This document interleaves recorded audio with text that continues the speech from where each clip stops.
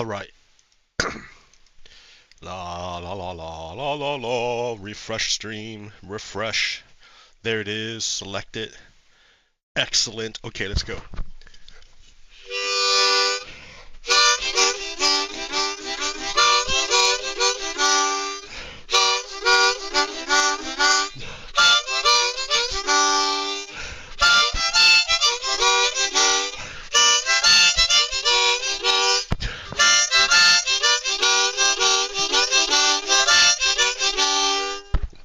Good morning, and welcome to yet another episode of Red Stone Lapis Lazuli. 'Tis I, your host, Pogo Kiddo. Oh yes, I'm still here doing this thing, right? Isn't that funny? Here, switch. Let's switch back to the game at hand. All right, here we go. So I can hear my cat freaking out right now. He's just flipping out, and oh well, oh well. I'm in the middle of something. So yeah. Here I am, right? Atop a giant mountain. Uh-oh. And look over there. That is my village and my base. Look what I've made. Yay. But now I'm here. Wah. And yeah, I'm up here now. So this is the spot where I want to build the Statue of Liberty. There's like, yeah, it's a high spot, right? It's like the highest spot around for a long ways, except for that thing and then the mountain way over there, but that mountain's far away. So anyways, yeah, and to do this, right, it wasn't like it was like easy magic. I had to do stuff.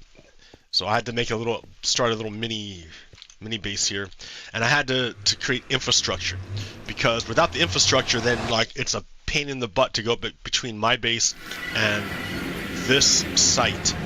So yeah, there's like a little bit of rail infrastructure. So you can see why I made the investment of time and energy to build a whole freaking train station, because I can hook up lots of infrastructure to the train station and make my life much easier. The same is true in real life. if a society commits the investment for infrastructure, it will not only make their citizens' lives easier, but it promotes commerce. And commerce creates taxable dollars or taxable income for the government. So it's in the interests of the government to create infrastructure for its citizens. I mean, that's just the way it is. That's just the way it is. So now I'm way over here, and way over there is where I want to build the Statue of Liberty. Like I was trying to see how high I can make it before I ran into the build limit, and like I guess I could keep going. I don't know how high it is, but it's more than I thought. So so yeah, that's good, right? All I need to do now is to get enough copper to make that happen.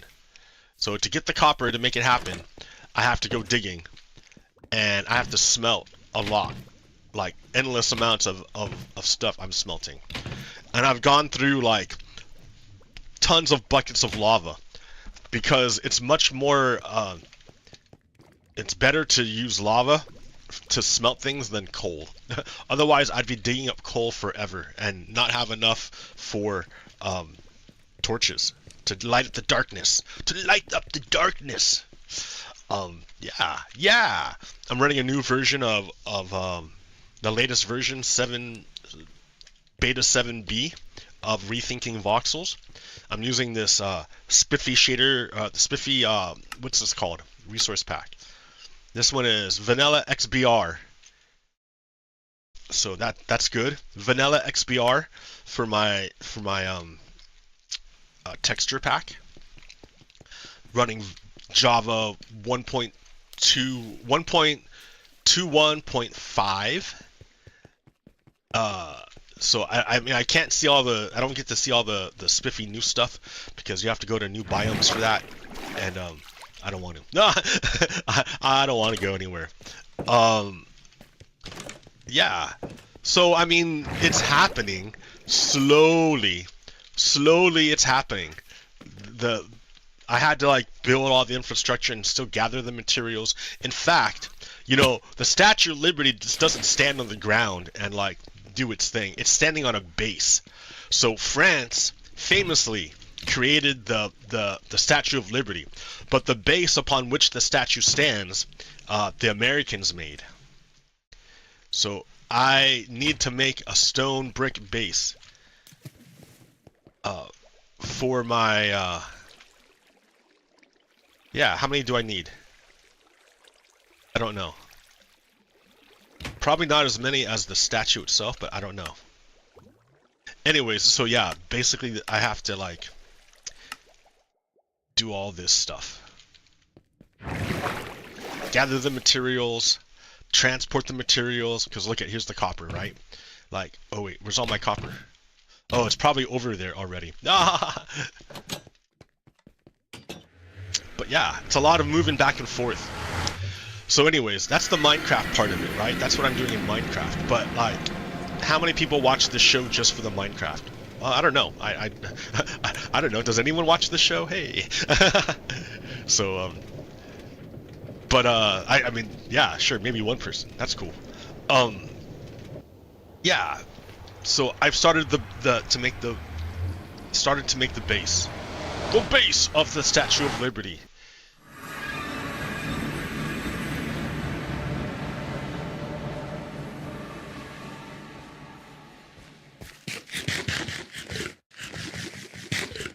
So yeah, the base is gonna be like, I'm gonna build it on top of this hole.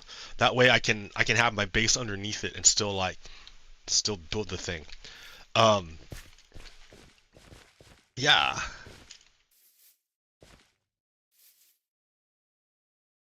So that's it, right? I mean, like, I could sit here and start playing Minecraft, but that's not what we came here for. We came here for the information. What's going on? Like right now, the United States is suffering a fascist takeover by the Orange Clown administration, Donald Trump and his goons. They're bad people, right? He tried to overthrow the government on January 6th, 2021, and he uses racist dog whistles all the time. So the racists hear him. And even if people are subconsciously racist, not overtly racist, not like they're not aware of their racism, like they still hear the dog whistles and respond. They're like, oh, that's a racist like me. Hey, we share similar values. So yeah, the racists. So what's funny is that here I got this like quick meme. Oh no, it took the whole screen. Oh no, it didn't. Okay, here like this. Oh no, I have to lock you. Lock, you're locked. Lock. Alright. Now we got... Did I lock the wrong thing? No. Oh, I must have. Okay. So, by locking the Minecraft, I locked the images. Alright. Oh wait, no, I can't even select the images. Okay, so wait, which one are you? You are in front view. There we go. Now I got you. Now I got you. I got you. Okay. Joke explainer here. I'm going to explain this joke real quick. So there's the famous saying about the domino theory. That was the excuse the United States used to intervene in Asia, in Southeast Asia, after World War II. They cited the domino theory, stating that if one country falls to communism, then the next country will just set up the next country to fall to communism, and then the next country to fall to communism, and then it's like dominoes are all going to fall down, and suddenly the whole world's going to be communist. So the United States said we have to stop the spread of communism, otherwise it will take over the world. Anyways, but there's also theory about dominoes that small changes can lead to big changes later on. So that here in this one, you have the little tiny domino, and eventually it knocks over a ginormous domino, because that's the funny thing.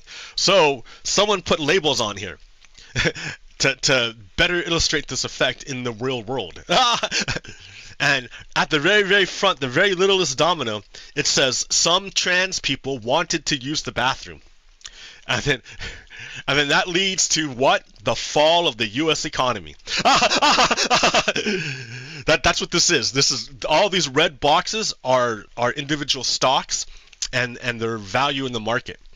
And if they're green, it means they've gained value. And if they're red, that means they've lost value. So after Donald Trump imposed the tariffs, the U.S. economy, like the stock market, collapsed. Or not collapsed, but it crashed. There was a big crash. So everything started going down. So what does this mean?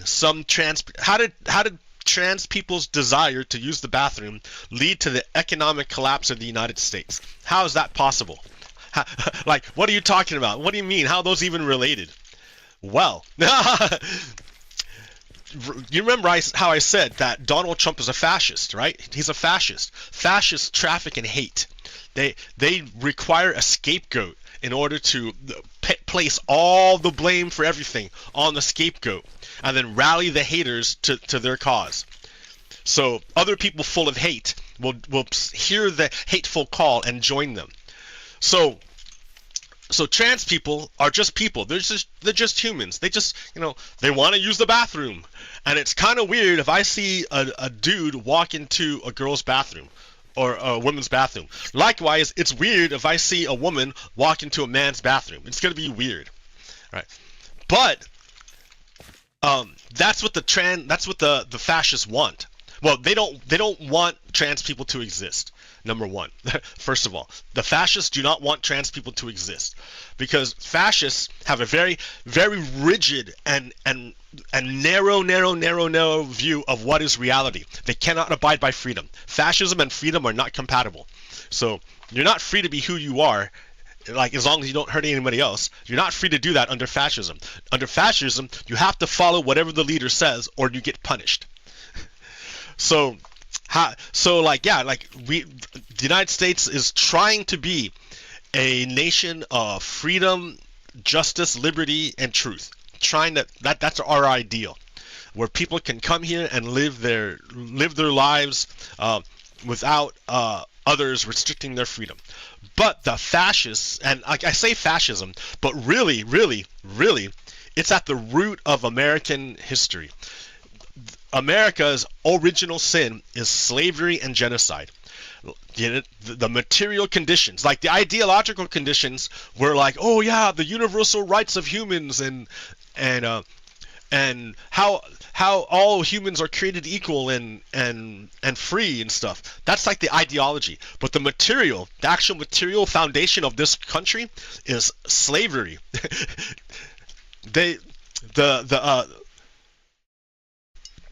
The European colonizers imported enslaved Africans to perform the labor necessary to create the country.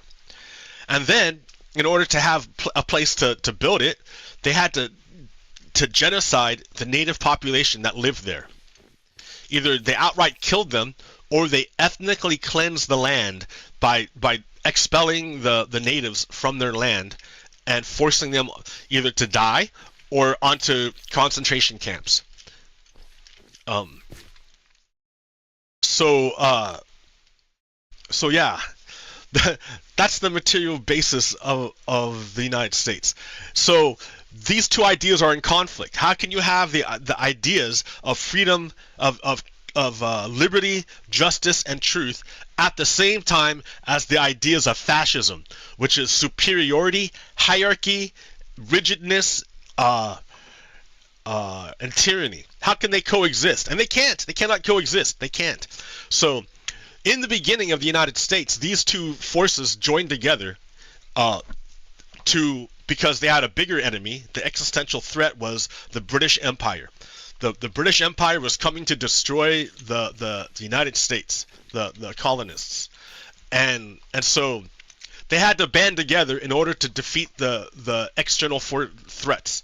But once the external threats were defeated, the contradiction broke loose, and the ideas of truth, justice, and liberty, and the ideas of bondage, tyranny, and hierarchy, like, clashed. They crashed into each other, and you had the Civil War. Then, but the Civil War, and then the Confederates, the rebels, who did not abide by the American Constitution, They did not abide by it. The Confederates refused to abide by the Constitution and instead went to war against it. And they lost. They lost. The Confederates lost their territory, but they assassinated Lincoln and staged a coup. And the guy who took power after Lincoln was named Andrew Johnson, who was very sympathetic to the South, and he preserved the Southern powers, not the South, to the Confederates. He was very sympathetic to the Confederates, and he preserved the Confederate power structure. So then we had like 150 years, 100 years of Jim Crow apartheid, where the slavery was just legalized, like in another form, and that had a profound effect on the United States. And that apartheid wasn't defeated until 1965, when when the Civil Rights movement happened and the Civil Rights Act passed. And so but still the Confederates were struggling to take control of the United States, because they were never truly defeated. None of their leaders were executed. They just kept all their power. The Confederates had kept all their power, and then as the country expanded westward, the Confederates were able to expand faster. So they eventually got the Western states, the new Western states, to join them against in the ideology of Confederacy against the United States. So yeah, the West was really racist for a long time. Oregon, the state where I live in now, was created as a state where black people could not settle. They could not be here. They just could not be here. They wouldn't let them in here. They wouldn't let them in. So yeah, Oregon has a very racist history, and it still goes on, right? It still happens, like in the small towns around Salem. I hear about Dallas and Albany having all sorts of like issues. There was some guy in Dallas who drove his truck into a convenience store owned by a minority person. I forget what minority they are, but yeah, to destroy it because that guy was a minority and the guy was racist. I think Dallas used to be like the headquarters for the Ku Klux Klan here in Oregon. Not the headquarters, but like a major base. And they still may be there, right? Because when Black Lives Matter happened and we held space in front of the courthouse in Dallas, a bunch of white dudes with automatic rifles showed up. So like the Klan is still around. Shit. Anyways, so we're trying to become a multiracial society, but there's still an element of the Confederacy inside the United States. And Donald Trump is like the de facto leader of the Confederacy. Because he espouses all the anti-American ideas. He's into racism, he's into sexism, he's into power, he hates poor people, he hates minorities. Yeah, so Donald Trump is the de facto leader of the Confederacy. And he tried to overthrow, he lost the election, he won the election in 2016, and that's because Russia helped him. I mean, yeah, there's a lot of Americans who don't believe the United States, they believe Russia instead. But if you believe the United States and the allies of the United States, Russia helped Donald Trump, or wanted and acted to elect Donald Trump to be president. And Donald Trump to this day refuses to say anything bad about Russia or Putin. Will not say it. He will not say anything bad about Russia or Putin, and he places the blame for the Russian invasion of Ukraine on Ukraine because he's on Team Russia, right? Donald Trump is compromised by Russia. Anyways, so Donald Trump won the election in 2016 with Russian help. So is it a real win? I don't think so. I don't really consider Donald Trump to be a valid U.S. president. Anyways, he lost the election and tried in multiple fashions, multiple different ways to overthrow the election so that he would take power instead. But he lost. And then so there were 4 years of attempting to hold Donald Trump to account for his actions. But because Donald Trump has a lot of money and has a lot of support from billionaires, both local and foreign, Russian, like he managed to delay the court cases until what happened? Until he could rally the Confederates, the racists, to come to his aid and make him president again.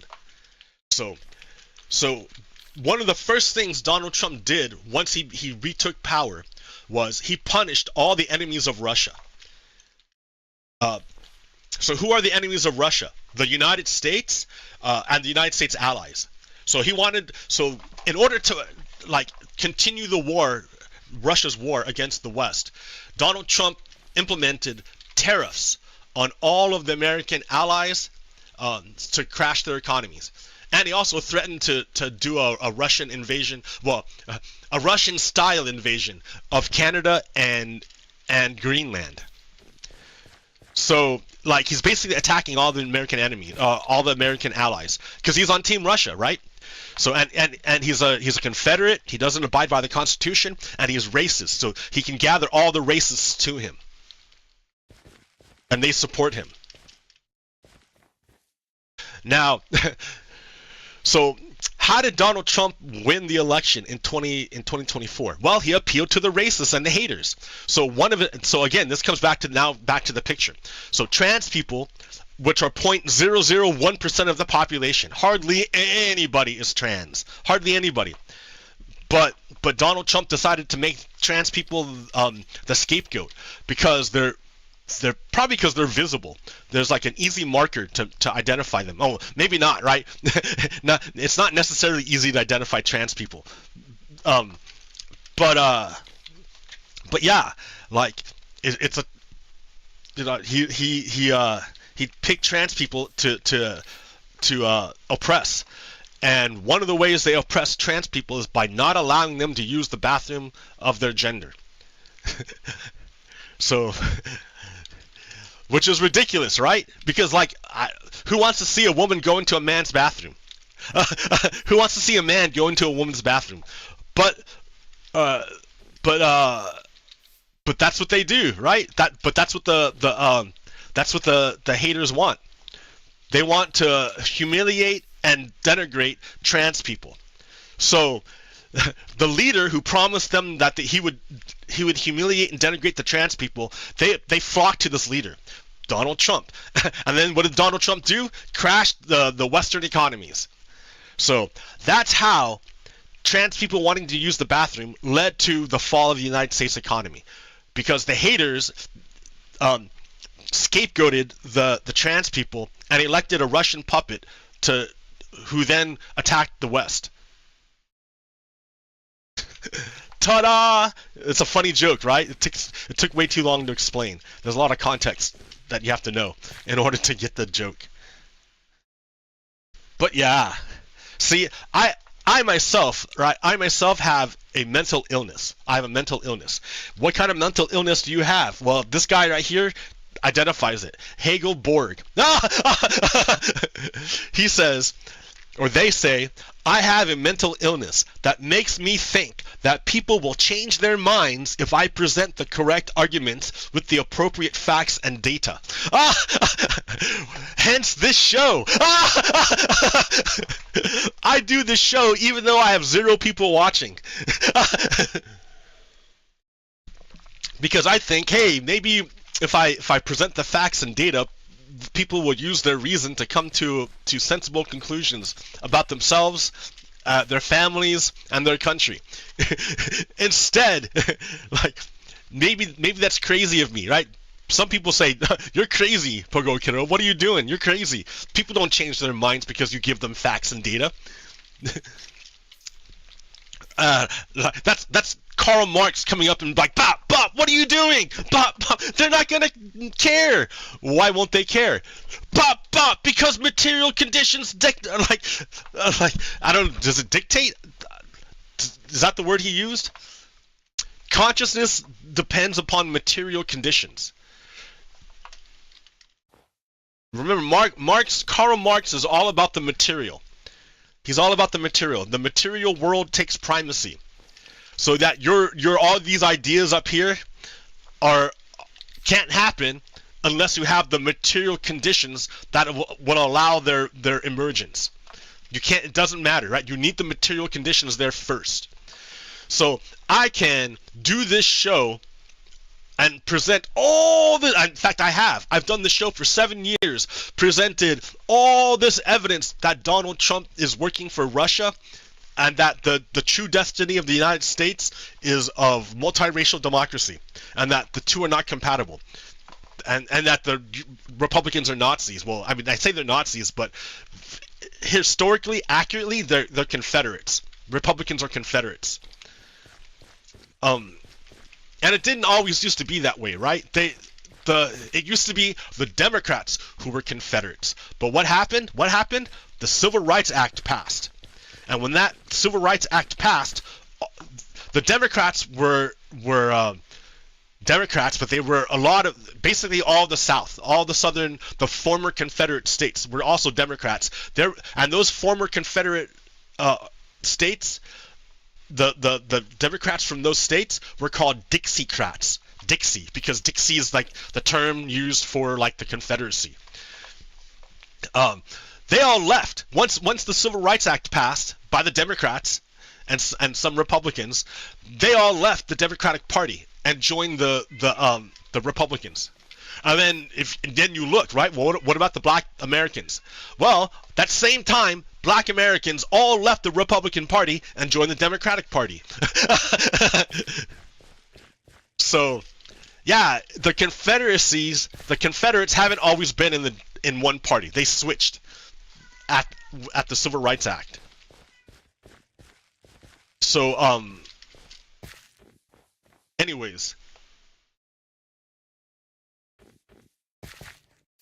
So now all the racists are in the Republican Party. The majority of the racists. I wouldn't say all the racists, right? I'm not saying the Democratic Party is perfect. Not even. There's a bunch of stupid centrist Democrats who are bad.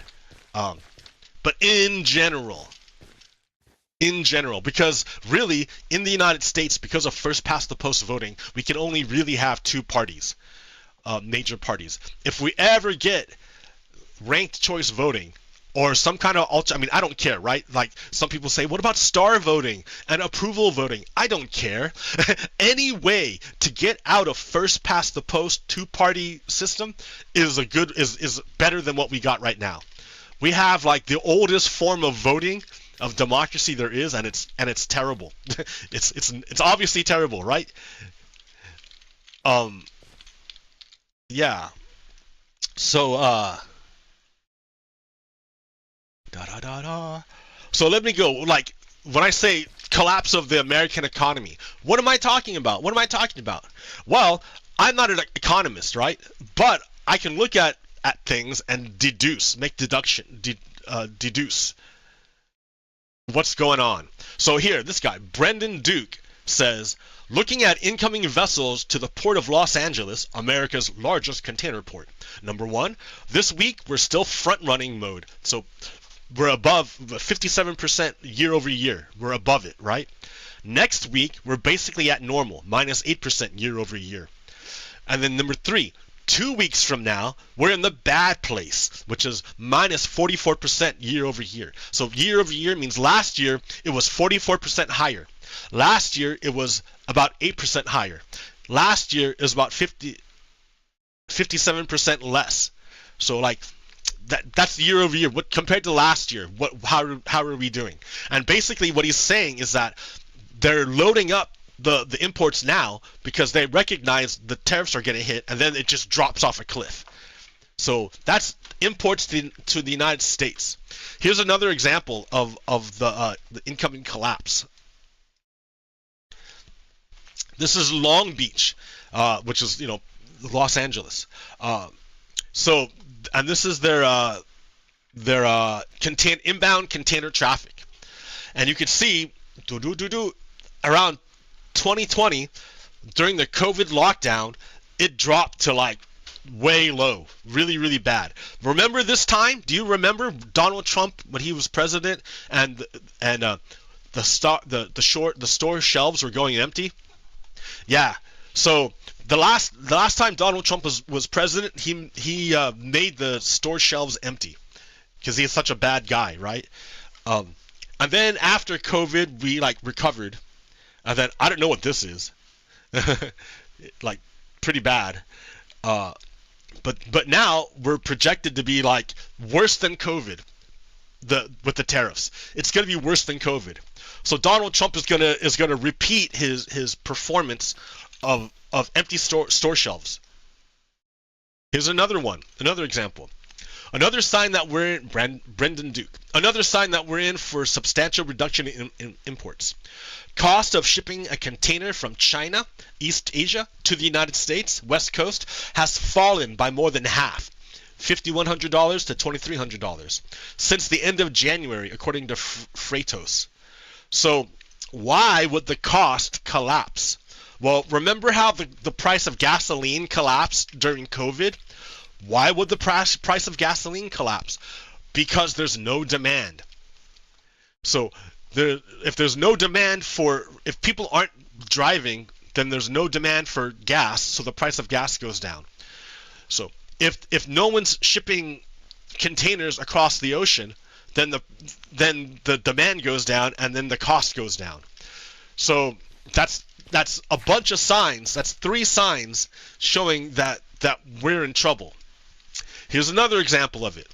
Lizzie Tish says, not a single international cargo ship at the port of Seattle.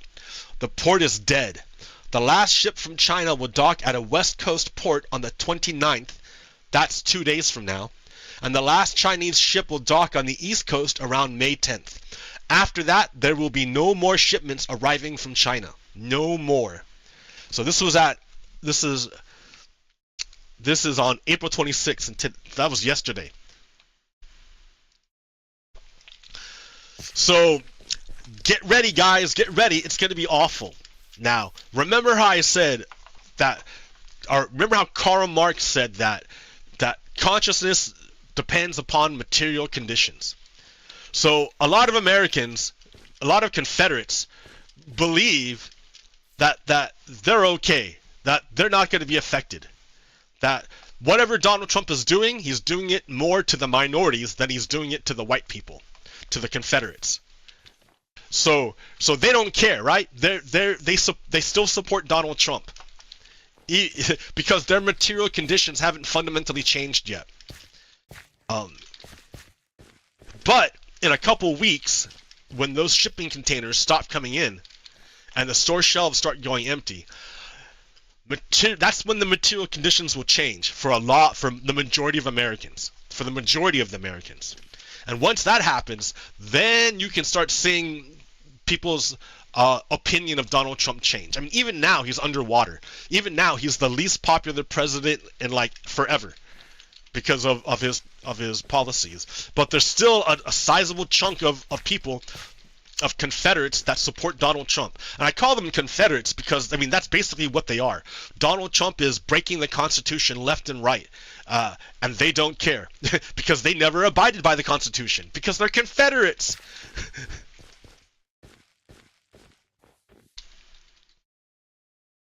So another example of how Donald Trump is overthrowing the United States and doesn't abide by the Constitution is that he arrested a judge. He arrested a judge. I think there's 2 judges that were arrested. I don't know if 2 judges or 1 judge. I don't remember. I don't know. I can't keep it straight. But one of the judges, I think, was arrested at the courthouse by the Donald Trump administration. Why? Well, the DOJ, headed by Pam Bondi, which was picked by Donald Trump. Remember, the DOJ is supposed to be independent of the president, but in this situation, it's the exact opposite. The DOJ has become a tool of Donald Trump to attack his political enemies, which is kind of scary because it's not supposed to be that way. But remember, Confederates don't abide by the Constitution, so they don't care. I don't think the Department of Justice is even in the Constitution.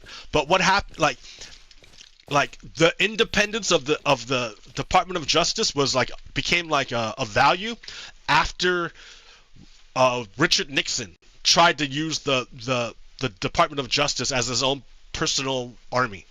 And that's what Donald Trump is doing. He's using the Department of Justice as his own personal army.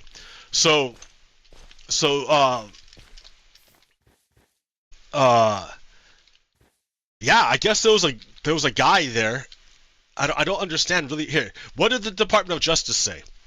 What did they say about it? So they said, after leaving the chief judge's vestibule,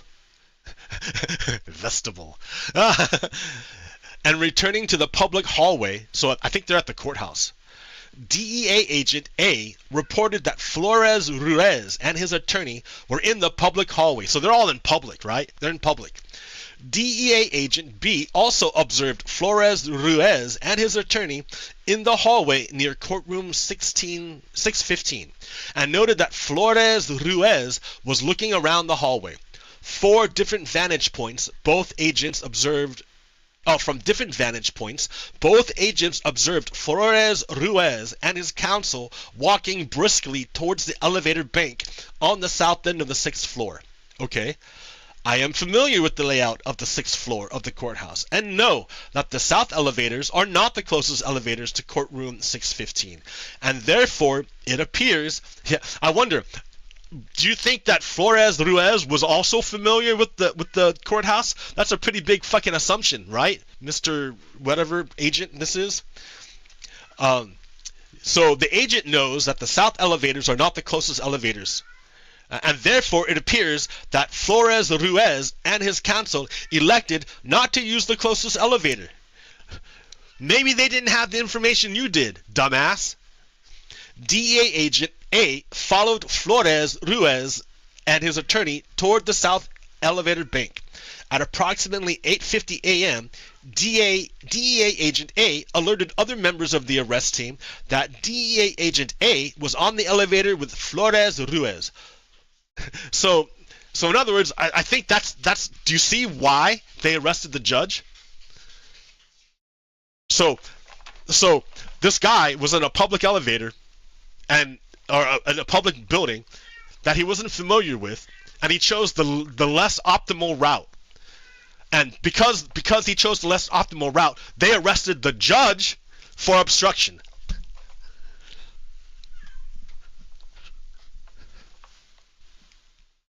They have no case, right? They have no case. So in other words, what is the crime here? What is the crime here? The crime isn't anything legal, right? The crime is contempt of Donald Trump. Because Donald Trump wants to commit ethnic cleansing. And if you don't help Donald Trump commit ethnic cleansing, you're in contempt. And he'll arrest you with his personal army police force. That's fascism, guys. That's fascism. That's fascism. You know that thing that our ancestors defeated in World War II? It's back and it's in the White House. And there's a lot of Americans who are cheering it. They're like, yeah, Confederacy is returned. It's pretty shitty, dude. It's pretty shitty.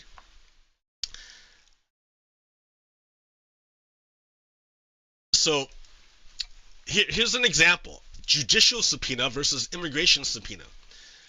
This is a judicial subpoena, and this is an immigration subpoena. District court, here, one says district court, and one says immigration enforcement subpoena. They're not the same thing. These are not the same thing. You have to abide by a court subpoena. You do not have to abide by an immigration enforcement subpoena. This is just whatever to scare you into doing whatever they want. This is the real thing. This is the fake thing. And they tried to use the fake thing to blame the judge for not following the law, which is bullshit, right? They arrested a judge, dude. They arrested a judge, and they're gonna lose in court because that's a bunch of bullshit. But the point isn't to win in court. The point is to scare other judges into compliance. They want other judges to comply with whatever the Confederates want. I mean, it's a civil war, guys. We're literally in a civil war right now. Like, it's not a hot civil war, but it's definitely going on. And the Confederates have allied with Russia, and in exchange for Russian help, they're attacking all of the American allies through economic warfare.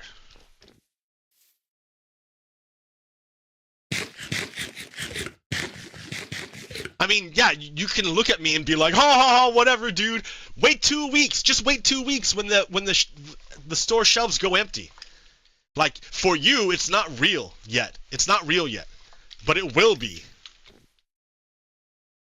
It's like that time before. It feels like that time before COVID really sunk in. Like, I was screaming at people that COVID's real. I was watching the news, or not watching, reading the news reports from Italy. And like showing them to people, and people are like, no. And it didn't sink in until people started dying en masse here in the United States. Material conditions. Like, I keep thinking that this is the way. I keep thinking that all I have to do is tell people about it, and they're gonna know. But no, I have to wait until the material conditions have degraded to the point where people are like, oh, something's going on. You think?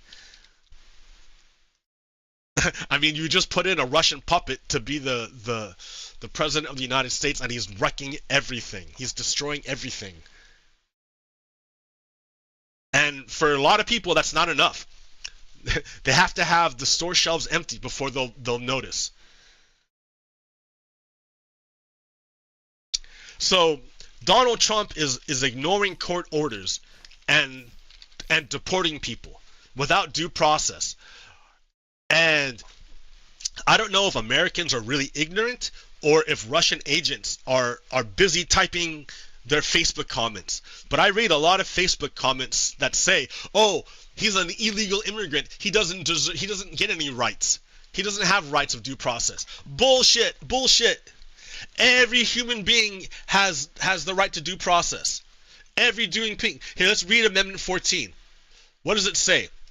All persons born or naturalized in the United States, and you see what happens. There's a lot of like dumbasses, a lot of stupid people will just read that part and then stop. And they'll say, oh, look, it just says born or naturalized. No, dude, read the whole fucking thing. All persons born or naturalized in the United States and subject to the jurisdiction thereof are citizens of the United States and of the state where they reside. So that means anyone born here is an American citizen. Now, the Confederates want to get rid of that, right? Because they don't abide by the Constitution. But that's the way our Constitution is written. Okay. No state shall make or enforce any law which shall abridge the privileges or immunities of citizens of the United States, nor shall any state deprive any person of life, liberty, or property without due process of law, nor deny any person within its jurisdiction the equal protection. Any person, not to deny any person within its jurisdiction the equal protection of laws. So Abrego Garcia and all these other people did not get due process. They did not get due process. They were just rounded up and shipped out before they could see a judge. And Donald Trump says, oh, but that's hard. It's hard to give people, to honor people's rights. No fucking shit is hard, but you do it anyways, dumbass, because that's what the law says. That's what's right. You can't just round up people you don't like and ship them out. What is that? You can't say criminals don't deserve due process. Due process is the thing that decides if they're criminals. Otherwise, you're just kidnapping people you don't like. And that's what Donald Trump is doing. Like, none of those, they can allege whatever they want. It has to be shown in court. You have to give them the due process. So Donald Trump doesn't abide by the Constitution. Neither do Donald Trump's followers. They're Confederates. They're literal enemies of the United States. What did I say in the very beginning? Donald Trump is an existential threat to the United States. And it's still true today.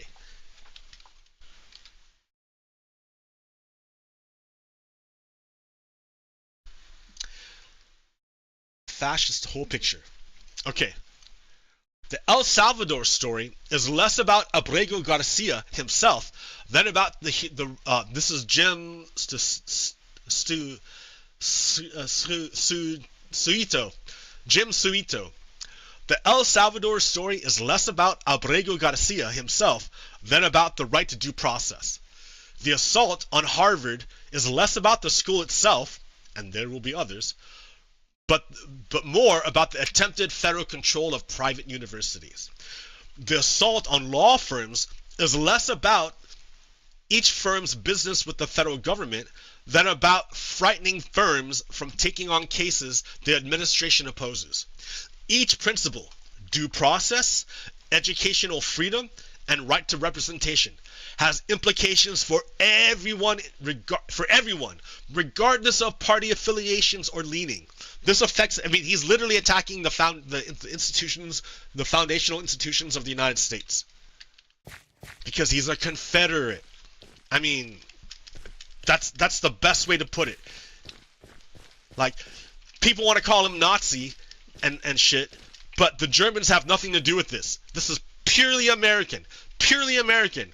They'll say things like, oh, we're acting like the Taliban. No, dude, we're acting like Americans. We're acting like Americans. We're the bad guys.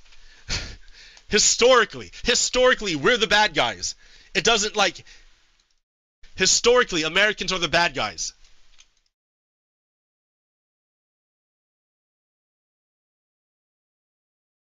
Historically, the United States are the bad guys. Historically.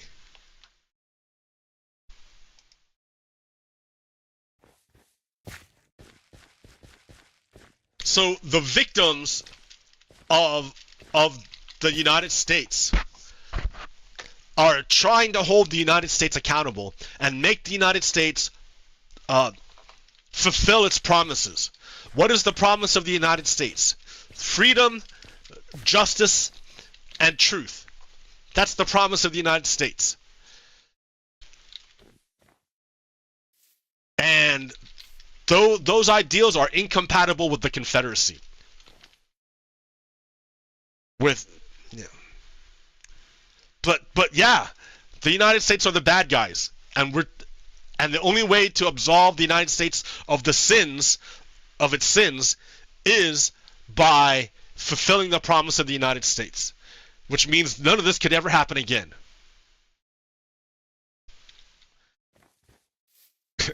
It's happening again right now.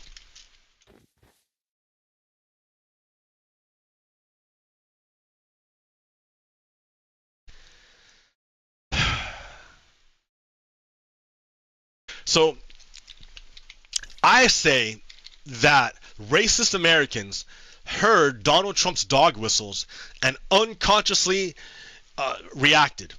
Like, maybe they don't believe themselves to be racist. Maybe they say, oh, I'm not a racist, but they are racist, right? They hold racist ideas, and when they hear Donald Trump do a racist dog whistle, they respond. That's what a dog whistle is, right? So, and then I said also, the Confederates believe Russia more than they believe the United States. Understand this. Confederate Americans believe Russia more than they believe the United States. Confederate Americans don't abide by the American Constitution, the U.S. Constitution. Confederate Americans, so like, am I just talking shit? No! This is scientific. This is a story from Forbes. Americans believe Russian disinformation to an alarming degree. This is April 22nd, 2025 by Emma Woolcott. That was in Forbes, and they reference another study. They reference a study. And in the study, they found out, here, let's go like this. that Republicans were more likely to believe Russian disinformation claims than their Democratic counterparts, with 57.6% falling for at least one Russian disinformation claim, compared with just 17.9% of Democrats and about 30% of people who didn't identify with one party or the other. Russia is spending significant amounts of money on promulgating misinformation in the U.S. Last year, for example, the U.S. Department of Justice indicted 2 people for funneling nearly $10 million through a Tennessee-based content creation company to publish misinformation about Ukraine. Who were the people that did that? Benny Johnson and Tim Pool.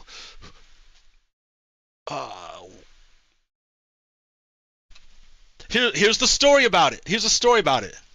These right-wing pundits were allegedly funded by Russia. So those guys are Confederates. These are Confederates. These 2 are Confederates. They do not abide by the U.S. Constitution. They're not allies of the United States, and they're on Team Russia. They were paid by Russia to spread Russian propaganda inside the United States. And who do they spread it to? Republicans. Republicans were the ones most likely to believe Russian propaganda. So, and who are Republicans? Confederates. Confederates believe Russia. Confederates do not believe the United States.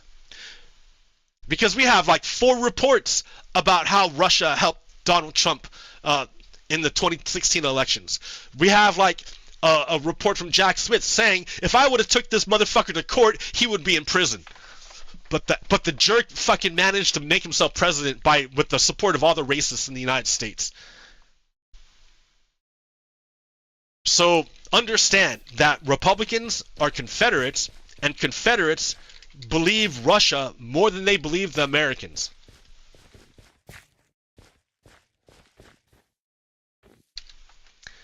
It's just science, man. It's just science.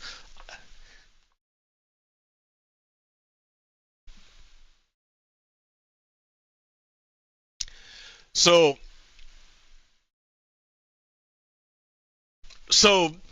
to look at the madness of Donald Trump,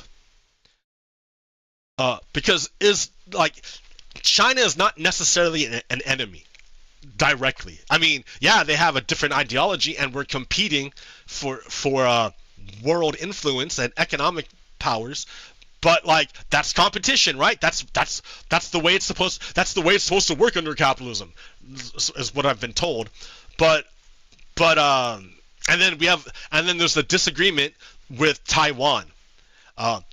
China wants to invade Taiwan, and Taiwan wants to be free and democratic, and the United States is like, yeah, let's help Taiwan.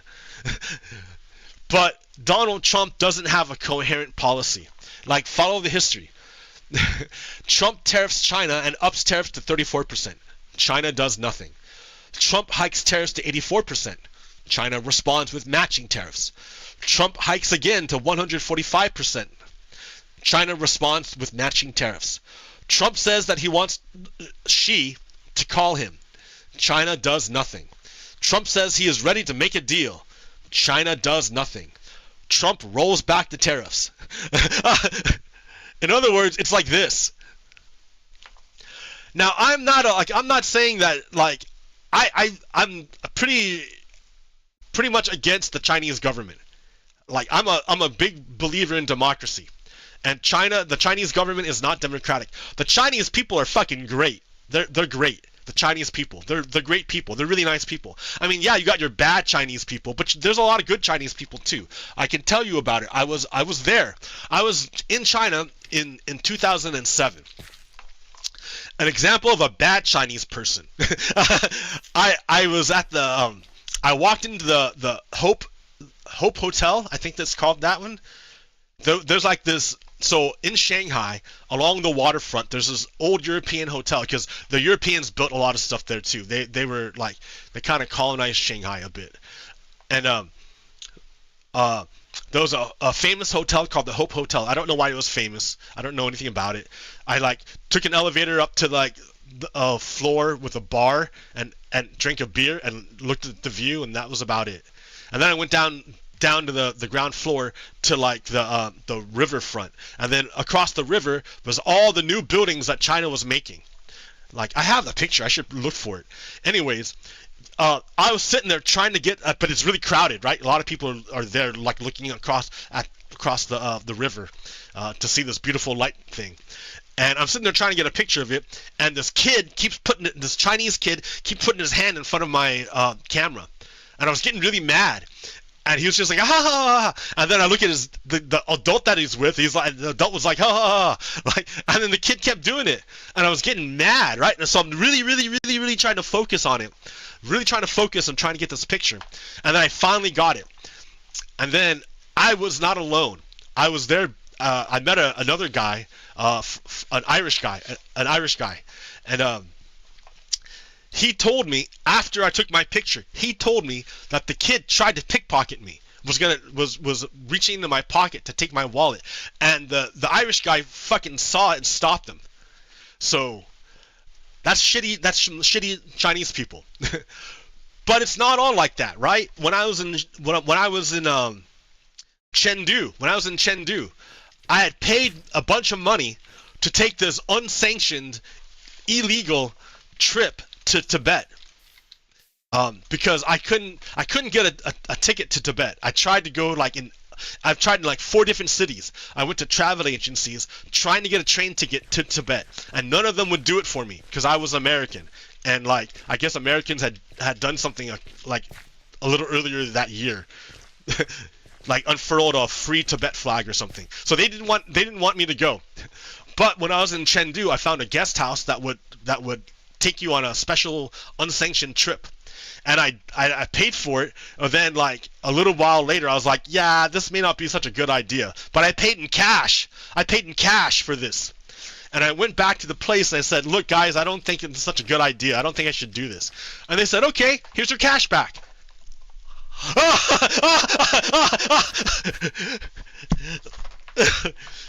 Chinese people can be really cool, man. Chinese people are great. The people are great. It's the government that sucks. So like, I don't want to get into like a big anti-China thing, because like it's not the Chinese people that are the problem. It's the Chinese government. And I'm sure the Chinese can say the same thing about the Americans. It's not the American people, some of them, it's their government. Well, how did their government get in there? Because there's some Americans who are Confederates, and those are the bad guys. A lot of Americans are Confederates. And they may not be aware that they're on Team Confederacy. But that's what it is. Like, just like they may not be aware that they agree with Russia and not the Americans, but that's the way it is. That's the truth. Just because they're not aware of it doesn't mean it's not true. Truth does not depend upon your awareness of it. So yeah, we had this problem. Oh yeah, the big embarrassment, right? Donald Trump is a huge embarrassment.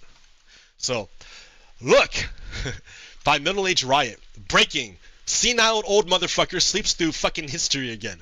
That's Donald Trump fucking sleeping at the Vatican, at the funeral of Pope Francis. So, I think, everyone's saying Sleepy Joe, Sleepy Joe. What about Sleepy Dawn? Sleepy Cheeto. Sleepy Cheeto, the Sleepy Cheeto there. Fucking pass the fuck out.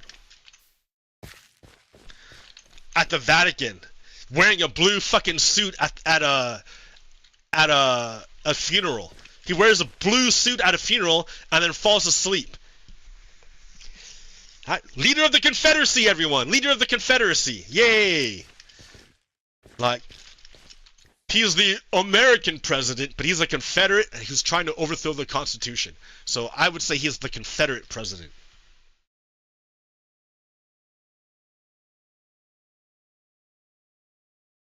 So Los Angeles has like this huge budget shortfall right now. Los Angeles, the city Los Angeles, and the fascists and Confederates say, oh, That's because Los Angeles is a woke city, whatever that means, right? Woke just means like whatever they want. But if you actually look at the budget for Los Angeles, you see the vast majority of their money, their budget, goes to LAPD. Why do they have no money? Because the police are eating it all up. Defund the police. Defund the police.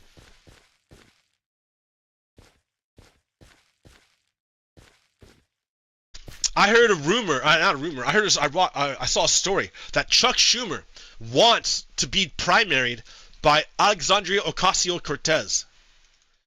He's saying, he said, I am staying put.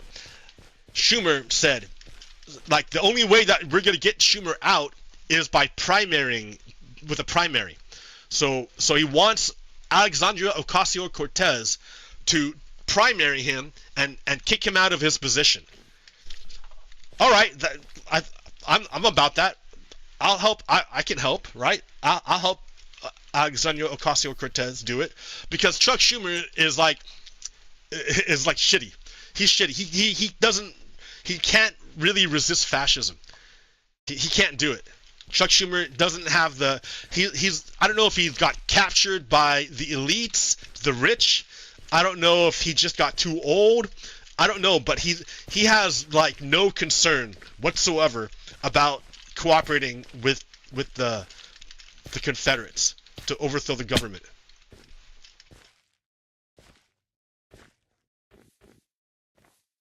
So yeah, so he needs to be primaried, and I think the person to get rid of him would be Alexandria Ocasio-Cortez. She is fantastic. She did a tour with Bernie Sanders entitled Fight Oligarchy, and got huge crowds, way bigger crowds than Chuck Schumer could have gotten.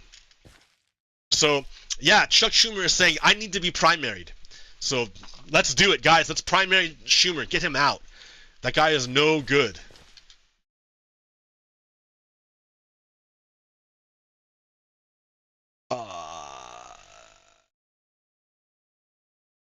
So, in regards to the world's richest Nazi, Elon Musk, Doge targets an estimated savings for fiscal year 2026. So his original target was to save $2 trillion. Oh, right here. His original target was to save $2 trillion. Then he reduced it to $1 trillion. His target. He claims he saved about $200 billion. The only savings that can be actually like accounted for is about $100 billion. And that's not counting how much money he lost by closing these departments. Like, remember, China and the United States are in competition, not necessarily enemies, but they're in competition with each other for world influence. The way you gain world influence is through something called soft power. Soft power is not like military or force. Instead, it's influence. How do you become influential in a country without military force? You spend money on programs in their country. Because if you show that you're a benevolent, I guess, is that the word? Benevolent partner, then they're more likely to vote in your favor when you do stuff, because they want you to continue your benevolence, and yeah, they see you as a good guy. So the United States had programs all over the world to help poor people, like whether it was for food, for medicine, for education, for shelter, for whatever, right? It cost the United States almost nothing to provide this service, and in return we got a bunch of soft power, right? So, but who hates the fact that the United States has all the soft power? Russia hates this, because Russia can't build bases in countries that the United States has influence in. Russia can't expand its power, and same thing with China. China can't expand its soft power either, as long as the United States has a presence there. So Donald Trump, ally of Russia, knows this. He's like, I need to hurt the United States. And the way he does that is he kills all of America's soft power, which is what he's done, right? He's insulted all the American allies, killed all the American programs, and reduced our standing in the world, to isolate us, which is the Russian plan. So, like, I'm saying all this, why? To try to convince you with facts and reason that Donald Trump is an existential threat to the United States. Alright, now that we got that out of the way, what about the other side? Like, this is real bad, right? But like, why even try? Why even bother? Because it is our destiny. It is our destiny to become a multiracial democracy. It's our destiny. That's what we're meant to do. Because we have to, if humans are ever to advance, to ever get off this rock, off planet Earth, and travel throughout the stars, we gotta find a way not to kill each other. Like, Pakistan and India are on the verge of a nuclear war. I mean, did you know that?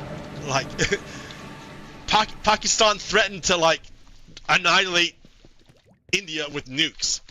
And so what's going to happen is, or like, if that ever happened, if that ever happened, if ever Pakistan and India fired nukes at each other, both countries would be utterly destroyed, and you would have the biggest humanitarian crisis in the history of the world. It would be like untold death, destruction, and human suffering, the likes of which have never ever been seen, ever. So that's what happens when people can't get along.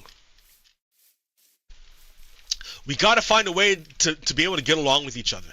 Now, I cannot get along with a Confederate. I can't get along with Confederates. Can't do it. And obviously Confederates can't get along with me. They can't get along with the United States either.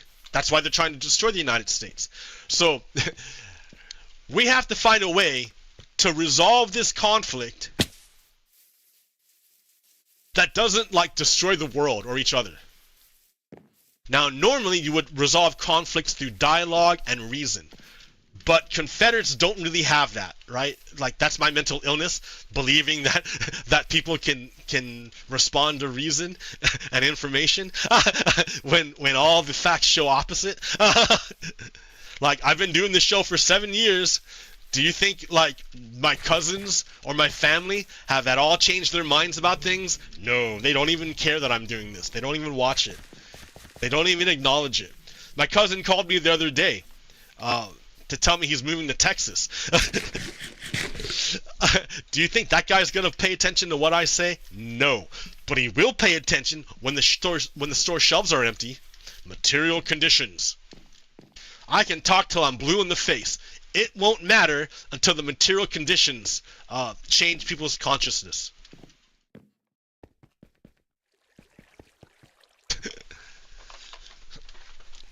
But I think we can do it. I mean, it's what we've been hoping for forever. I watched that show, that movie Sinners, yesterday. It was a good movie. I really enjoyed it. I really liked the music. I liked the music in it. It was really good music. Like, I can't play harmonica, like, at all. I'm just a whatever guy. I'm just a guy who picked up the harmonica just to blow in it. That's all. I'm not very good. I'm not good at all. I have no idea what I'm doing. Zero idea of what I'm doing. But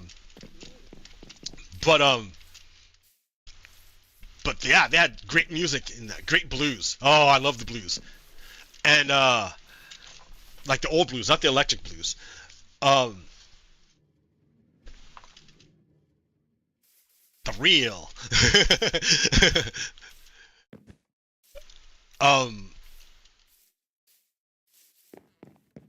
But like the story opens, I think, in like 1920s or something. And I don't exactly remember where, but in a town full of black people.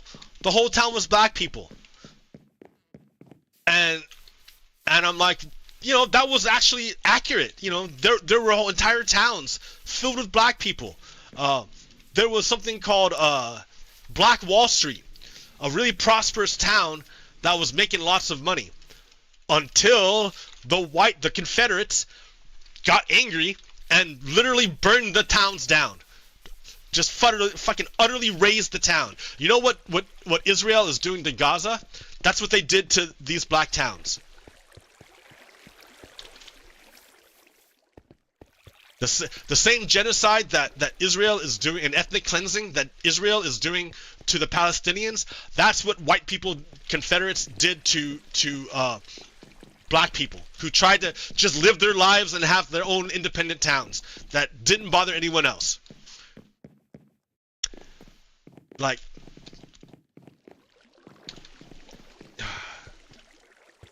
I think we can get back to a place where people can be free. And that's what we have to fight for and struggle for, is freedom. Because the Confederates are coming to take it away from us. They never believed in it.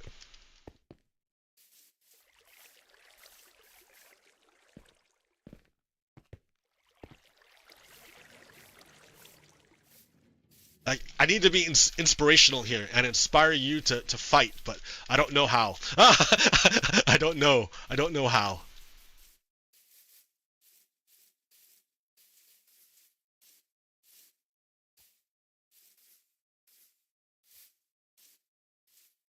Yeah. I mean, I'm just trying to point out the truth and hoping that the truth inspires you to fight back, to see what's being lost. But yeah, do you understand now that they're Confederates? That they're Confederates who are trying to overthrow the United States. And like, I understand we want, like, Vladimir Putin would love for a civil war to happen in the United States. Yep. And I kind of think that's what Donald Trump is planning on doing. By destroying the economy and creating a shortage, he's hoping to create a crisis in the United States that he could exploit to seize total power. So we have a couple weeks before the store shelves start going empty. So like, I don't know anything. I mean, I didn't want to get to this point, right?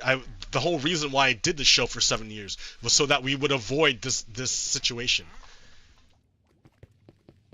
But there's a lot of Confederates, dude, a lot of gullible Americans who believe Russia and don't believe the United States.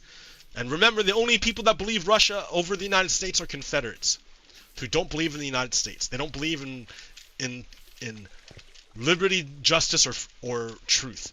They believe in power.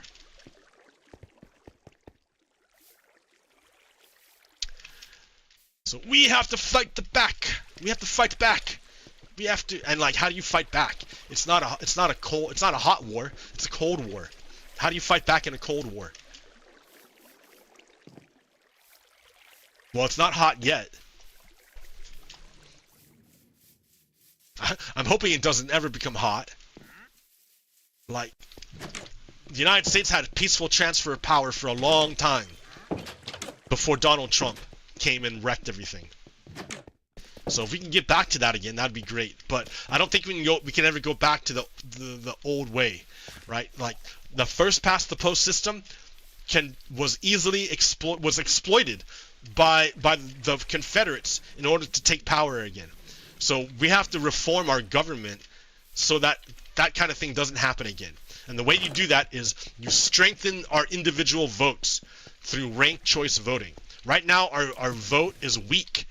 That's why so many people don't even want to bother voting, because their vote is so weak. If you strengthen the vote of the people, we can have a more representative government and encourage more people to participate, because they'll feel that their voice matters. Whereas right now, under first past the post, it doesn't really. It doesn't. I mean, it does matter, but like in a really fucked up way. That's hard to see. Anyways, all right. I think that'll do it for me. Real quick. Marianne Brooks says, until 1964, an employer could refuse to hire someone just for being a woman. Until 1965, it was legal for a doctor to refuse to prescribe birth control for married women. Until 1972, it was legal for a bank to refuse to let a married woman get her own account. So her money was tied to her husband. Until 1972, it was legal for a doctor to refuse to prescribe birth control for single women. 1972. Single women could not get birth control. That means men could go out and have sex with whoever they wanted, but women had to be real careful lest they be stuck with some guy's baby. Until 1974, it was legal to refuse to sell a house to a woman. Until 1988, it was legal for landlords to refuse to rent a unit to a woman with children. 1988, guys. Your granny didn't stay married because her generation had a stronger moral compass than people today.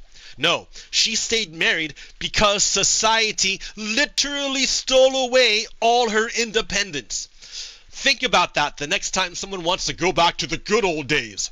It was only good for men, and only for men of a certain demographic, if you catch my meaning. Don't let anyone tell you otherwise. There's no going back. There's no going back. We can't go back. The only direction we can move in where we survive is forward. Progress. So let me give you an example of how this is. I mean, like, yeah, so that should be a reason. That should be reason enough right there. I mean, we can see the experiences of people, how they've improved over time as people gain more freedom. I'm gonna get more coffee. I'm gonna keep going because I remember this other thing I want to talk about.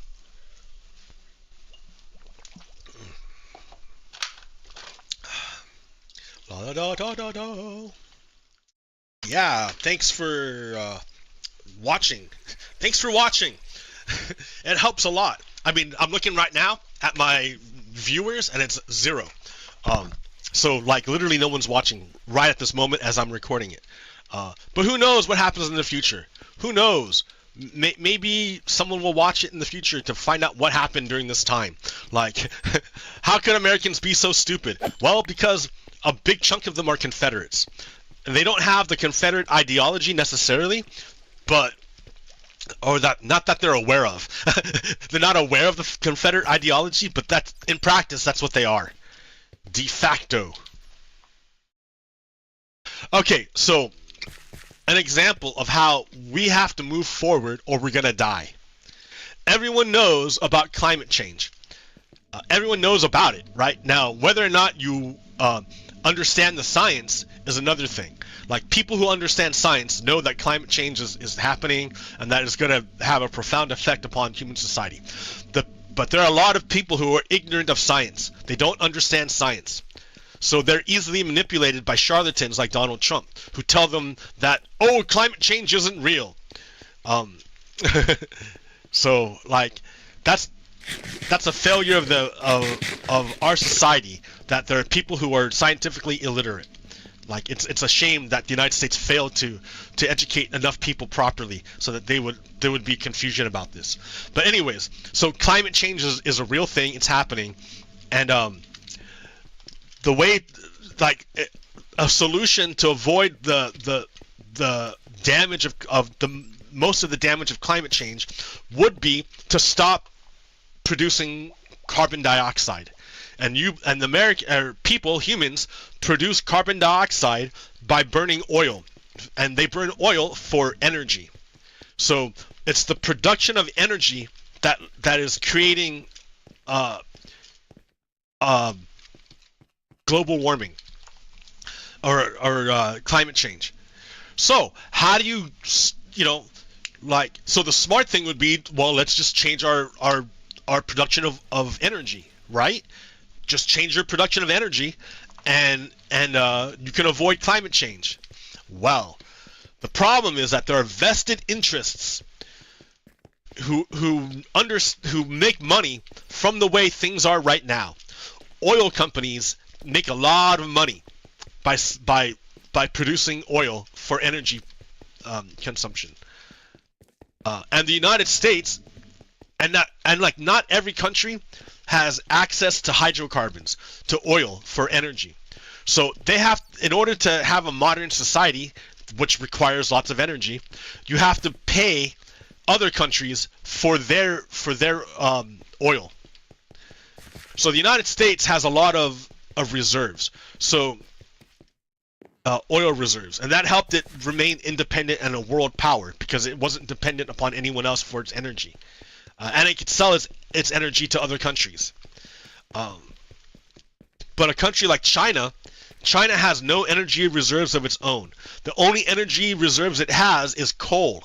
Coal is like the worst way, one of the worst ways to produce energy, because you have to burn this dirty rock in order to make energy. And by burning the dirty rock, you create lots of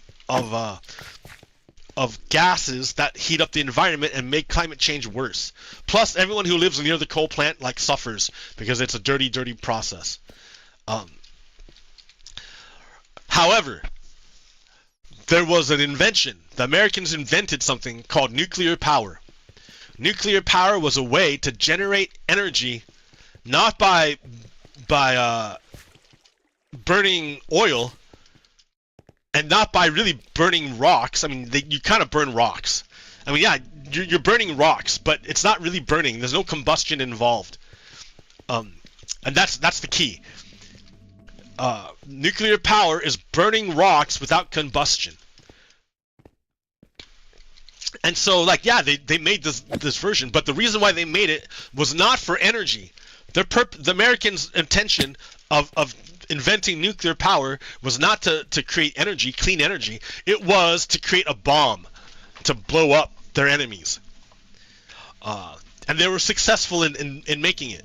And I haven't seen the movie or studied the history, but I hear that the Americans pretty much had no choice, because the Nazis were doing the same thing. The Nazis were trying to make a nuclear bomb too. So it was a race, and then the Soviets were trying to make a nuclear bomb. So it was a race to see who would get to the nuclear bomb first. Anyways, Alvin Weinberg was one of the key people in creating nuclear power. And he invented the nuclear reactor. And after he invented the nuclear reactor, Alvin Weinberg went on and created another nuclear reactor, but this one for civilian use, because you can't make a bomb out of it. It doesn't sure, it produces uranium and plutonium. Well, not plutonium. I don't think the bomb plutonium. But yeah, sure, it creates bomb creating materials, but that bomb making material is poisoned with hard gamma rays.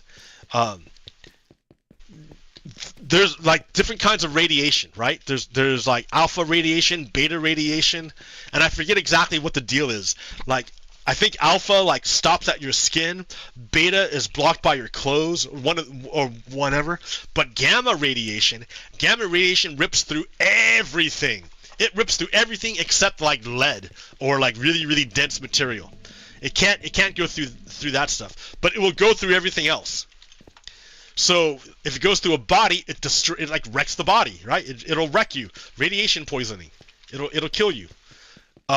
So yeah, the thorium, the reactor has bomb making material, but you can't get to it because it's got all these gamma rays.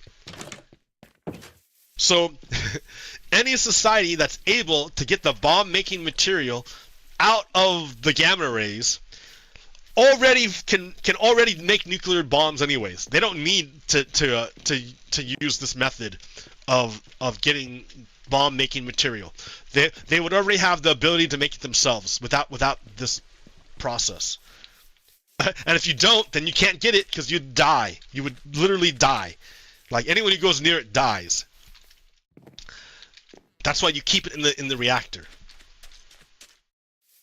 Anyways, so Alvin Weinberg invented a new form of nuclear power. A new method of obtaining nuclear power. And he tried for years and years and years to get the Americans to invest in it. He made like a test reactor, and then like he even built a fucking plane. He built a bomber out of a that ran on nuclear power. A plane that could fly literally forever. Not literally forever, but for like that didn't have to land. A plane that didn't have to land to refuel. Because its energy never ran out.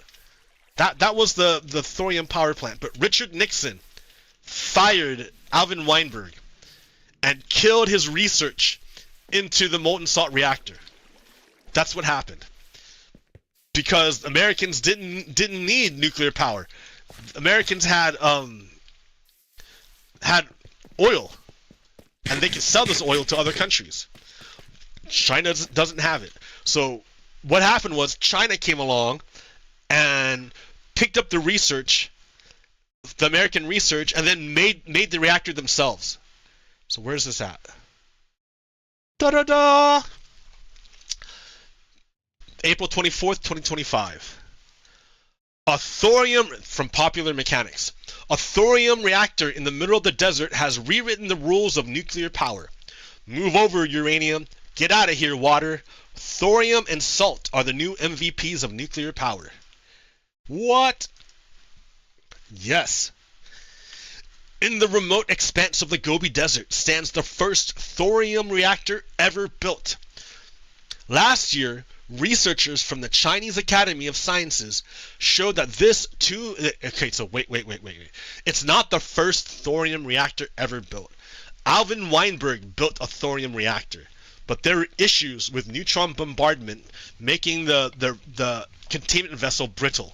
Like when it turns out when you bombard metal with a lot of neutrons, the metal, instead of being like hard metal, it starts getting like brittle, weak. So Alvin Weinberg like stopped using thorium. But last year, researchers from the Chinese Academy of Sciences showed that this 2 megawatt reactor could power up and operate without a glitch. So number one, they turned it on. Number two, and now they have now achieved another first, successfully reloading it while it was still running. Thorium-232, the isotope of thorium that is most commonly occurs on its own, is not capable of undergoing fission by itself. By capturing an extra neutron, however, it can morph into protactinium, which decays into U-233, and U-233 is fissionable. This can be achieved by exposing the thorium to extreme radiation, which bombards it with enough neutrons for the transmutation to happen. Protactinium is then extracted from the reactor's active zone before too many neutrons can be lost. Anyways, I don't understand it entirely, but basically, thorium is like everywhere. It's a fuel that's everywhere. Unlike uranium, which is very, very, very rare, thorium is all over the fucking place. It's everywhere. You know how we say that you have that saying about rare earth. Oh God, rare earth. It's rare. Rare earth is so rare. No. Rare earth is not rare. that's a misnomer. It's not rare. It's all over the place, this rare earth. Right?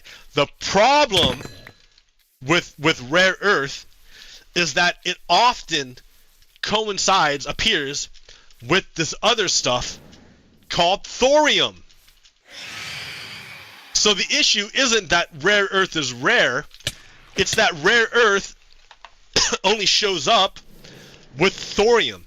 And thorium is like a waste product. You have to spend money to get rid of the thorium. And like you don't want, like when you're running a business, you don't want to spend any extra money you don't have to. So it's not that there's no rare earth. It's that no one wants to deal with the process of separating out thorium from the rare earth. Oh wow, look at that. Since I lit it up, the mountaintop is all lit up. Lol. That's funny.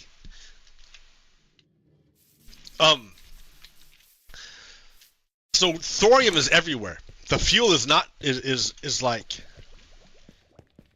cheap. The fuel is like basically free.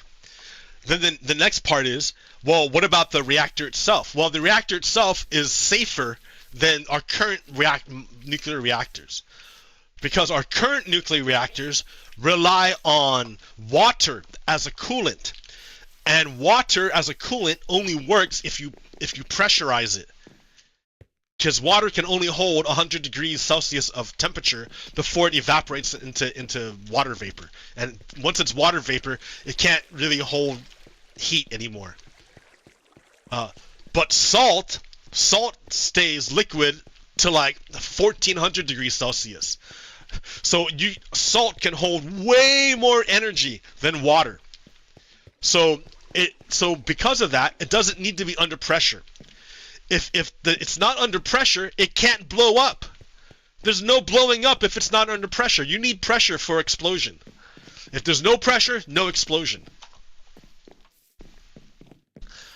And yeah, you can't make a bomb out of it, as I was saying earlier. And so if you don't need water, and the fuel is cheap, like, what's the problem? There's no problem. It's fantastic. It's amazing. It's fantastic. So Americans were working on this, but then they found out, oh no, I can't make a bomb out of it. And I make a shit ton of money selling oil. Why would I want to invent something that wrecks my business? So the Americans didn't do it. But China has no oil of its own. So China is all about it. So it is possible to recycle the uranium-233 decay into new fuel, or continue fueling the machine with it as it is, the latter of which is usually done with molten salt reactors like this new thorium reactor. These reactors are gaining traction again after a decades-long hiatus. Almost $1 billion was spent on developing stealth bomber planes with molten salt reactors that use thorium for nuclear power at the dawn of the Cold War era. That's what I'm talking about. Alvin Weinberg literally invented, I don't know if it was stealth, but it was a fucking plane that would never have to land. And the reason why they stopped doing it is because Americans invented intercontinental ballistic missiles that could carry nuclear warheads. So at that point, bombers were redundant. Like, you didn't need a bomber to deliver a nuclear payload. You could just fire a missile, and they couldn't stop you. Okay. When the first functional molten salt reactor was developed by scientists at Oak Ridge National Laboratory, it ran at full power from 1965 through 1969. But the Department of Energy lost interest, and no further work was done to advance the technology until China came along and picked it up. So what is the cost to the United States of failing to develop the technology that they discovered? What is the cost of this? Is it free that we just decided not to do it? No. China's going to be the one who does it, and then China's going to sell their nuclear reactors to the world, and the world's not going to need American oil anymore. So, number one. Number two, Trump targets Alaska's oil and other resources as environmentalists gear up for a fight. So in order to get more oil, Donald Trump is willing to destroy America's natural reserves for money. Those pristine, untouched places that humans haven't fucked up yet, he wants to go and fuck them up for oil. President Donald Trump's expansive executive order aimed at boosting oil and gas drilling, mining, and logging in Alaska is being cheered by state political leaders who see new fossil fuel development as critical to Alaska's economic future. They want to open gas drilling in an area of the pristine Arctic National Wildlife Refuge, considered sacred to the indigenous Gwich'in, undo limits imposed by the Biden administration, and reverse restrictions on logging. So they want to like destroy America's heritage to get oil, to make money for rich people. And in the meantime, China is taking old American technology that will destroy the American economy. I mean, Donald Trump is already destroying the American economy, but once China develops these nuclear reactors, there will be no need. Like all the oil countries right now will lose all their power. Russia, USA, Saudi Arabia, they'll have nothing anymore. No one will want their oil. Why would they want oil when you can get carbon-free, unlimited nuclear power with super safe and basically free fuel? So when I say that we have to move forward and we can't move backwards, that's another aspect of what I mean. Confederates are rigid and they're stuck in their old forms. They don't have freedom. They don't have the ability to see past their hierarchy. That's why they hate anything that doesn't adhere to their strict rules, and they can't stand freedom, and they oppose innovation. Confederates are literally a fossil. Not literally, but they're fossilized. They can't do anything, and they're going to destroy the country because of it. While China, like, I'm not saying China is a great country. I mean, the government sucks, but it's amazing that they're gonna develop thorium power, because that's the thing that's gonna save the world. They're gonna save the world. I wanted Americans to save the world, but Americans are saddled by their racism. A lot of Confederates live here still, and they just wrecked us.